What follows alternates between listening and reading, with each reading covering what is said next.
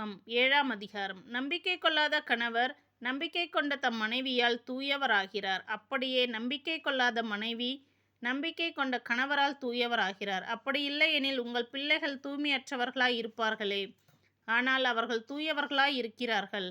கணவன் மனைவி ஆகிய இருவருள் நம்பிக்கை கொள்ளாத ஒருவர் பிரிந்து வாழ விரும்பினால் பிரிந்து வாழட்டும். இத்தகைய சூழ்நிலையில் நம்பிக்கை கொண்ட கணவனுக்கோ மனைவிக்கோ எவ்வித கட்டுப்பாடும் இல்லை. ஆனால் கடவுள் உங்களை அமைதியுடன் வாழவே அழைத்துள்ளார். மணமான சகோதரியே, ஒருவேளை உம்மால் உம் கணவர் மீட்படையலாம். மணமான சகோதரரே, ஒருவேளை உம்மால் உம் மனைவி மீட்படையலாம். இது உங்களுக்கு தெரியாதா?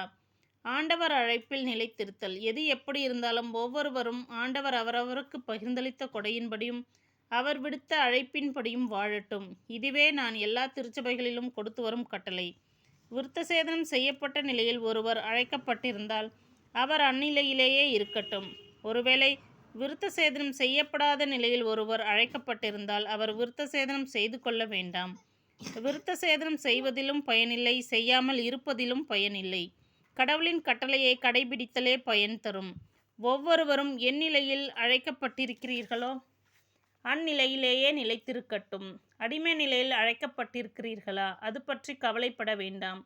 எனினும் அந்நிலையிலிருந்து விடுதலை பெற முடியுமானால் அவ்வாய்ப்பை பயன்படுத்தி கொள்ளுங்கள்.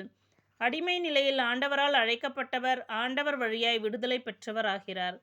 அப்படியே விடுதலை நிலையில் அழைக்கப்பட்டவர் கிறிஸ்துவின் அடிமையாய் இருக்கிறார். நீங்கள் ஆண்டவரால் விலை கொடுத்து மீட்கப்பட்டீர்கள். எனவே மனிதருக்கு அடிமையாக வேண்டாம்.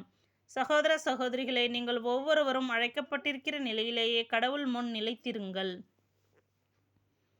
மனமாகாதவர்களும் கைம்பெண்களும். இனி மனமாகாதவர்களை குறித்து பார்ப்போம். இவர்களை பற்றி ஆண்டவரின் கட்டளை எதுவும் என்னிடம் இல்லை. எனினும் ஆண்டவரின் இரக்கத்தால் நம்பிக்கைக்குரியவனாய் இருக்கும் நான் என் கருத்தை சொல்கிறேன். மனமாகாதோர் தாம் அழைக்கப்பட்ட நிலையிலேயே இருந்து விடுவது நல்லது. இப்போதுள்ள இடர்நிலையை முன்னிட்டு இவ்வாறு இருப்பதே நல்லதென எண்ணுகிறேன். மனைவியுடன் திருமணத்தால் இணைக்கப்பட்டிருப்பவர்கள் மனவிலக்குக்கு வழி தேடக்கூடாது. மனைவியுடன் இணைக்கப்படாதவர்கள் திருமணம் செய்து கொள்ளவும் வழி தேடக்கூடாது. நீங்கள் திருமணம் செய்து கொண்டால் அது பாவம் அல்ல. இளம் பெண்கள் திருமணம் செய்து கொண்டால் அதுவும் பாவம் அல்ல. ஆனால் திருமணம் செய்து கொள்வோர் இவ்வுலக வாழ்வில் இன்னலுறுவர். நீங்கள் அவ்வின்னல்களுக்கு உள்ளாகாதிருக்க வேண்டும் என்பதே என் நோக்கம். அன்பர்களே, நான் சொல்வது இதுவே. இனியுள்ள காலம் குறுகியதே. இனி மனைவி உள்ளவரும் மனைவி இல்லாதவர் போல் இருக்கட்டும்.